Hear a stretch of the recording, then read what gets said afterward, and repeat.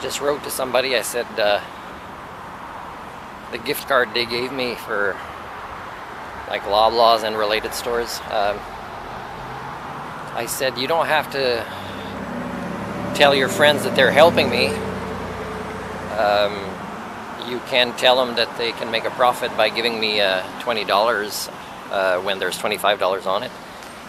And it's because I needed that $20 with another $10 I have to pay another night at the hostel, because I've had 3 nights at the airport sleeping there. I didn't want to go back because it's really hard to be able to sleep, but also they're going to say, why are you here again?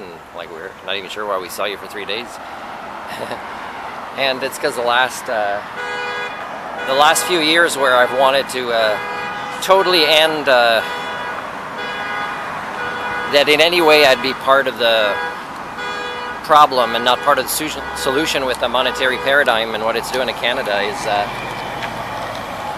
is I actually still find it much easier to get food, or even to give food away to a homeless person, than it is for me to not be homeless, or to help a homeless person not be homeless. So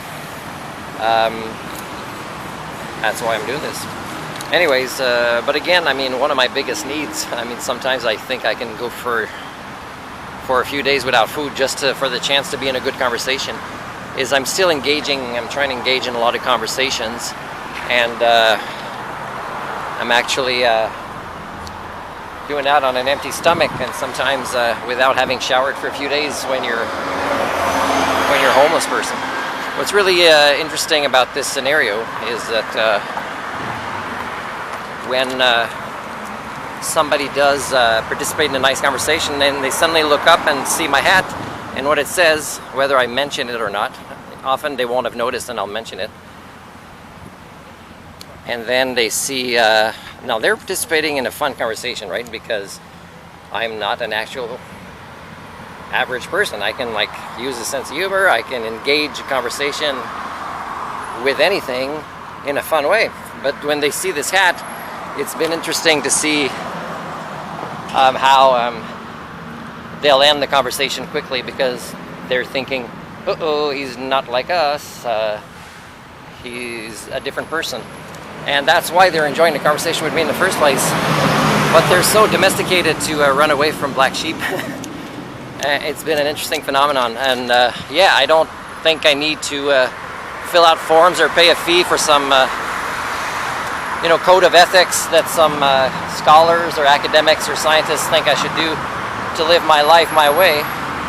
And my life is so unique the way I live it, and there's a lot more to just this video to prove this, is that there is no peers for me to ask. And I don't think I should ask or get anybody else's permission to suffer the way I do in order to collect data as a social scientist by just being me, by not playing a role, just being me. So yeah, that's my life. It's interesting. I mean, sometimes I'll just say something at random in the SkyTrain and make somebody laugh. Sometimes they'll squirk and still not make eye contact or lift their eyes from the phone. Sometimes they'll lift their eyes a little bit, almost reach my eyes. They'll actually laugh and really enjoy it. But then they'll go back right away, right? They might not even make eye contact and it's a creative, funny joke.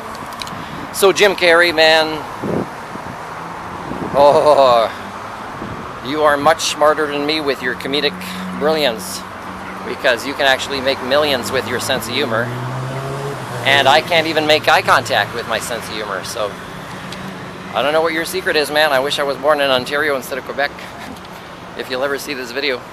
But anyways, I would love meeting you one day. You are a very unique individual other than your sense of humor, and I think you would see that about me as well. So have a good one.